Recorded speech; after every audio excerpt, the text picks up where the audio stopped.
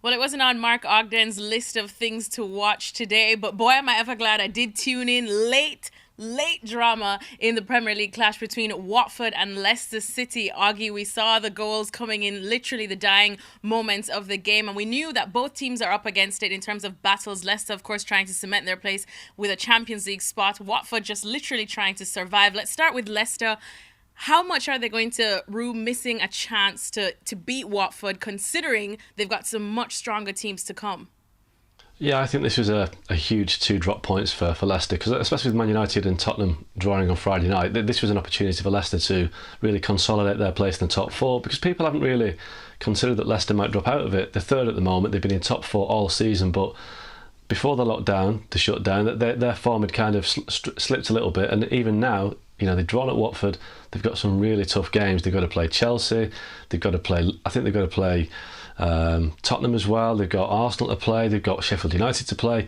They've got games against the teams that could really cost them a place in the top four. So I think that for me, this ultimately could be the start of the slippery slope where Leicester miss out on the top four.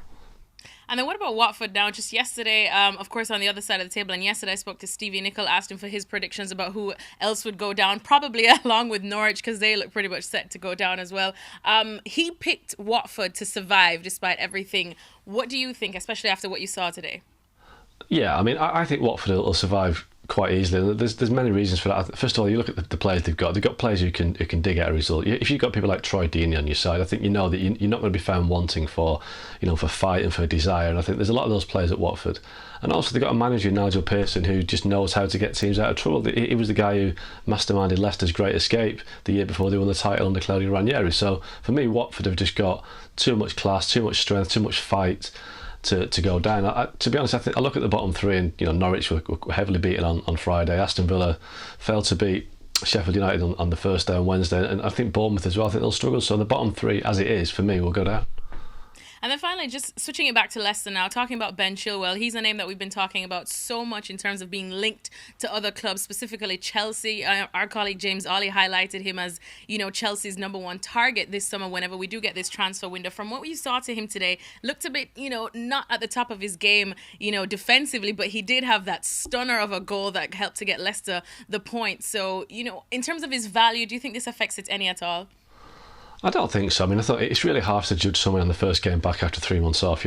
These are kind of exceptional circumstances, and any player that you can't judge a player so soon. But the one thing I will say about Ben Chilwell is, it has been said in the game that he's a great left back going forward, but defensively he can be got at, he can be a little bit suspect. So I don't think that's any surprise that at times, Ismail Assar took him on and beat him today.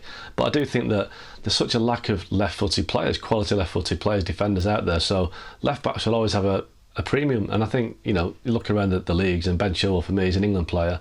I think he'll command a high fee if he goes this summer. I think he's like I said, not many left backs around, and he's an England player. But like with all defenders these days, Trent Alexander-Arnold's the same. Great going forward, not quite so good going backwards when he's defending. But that's just the modern game.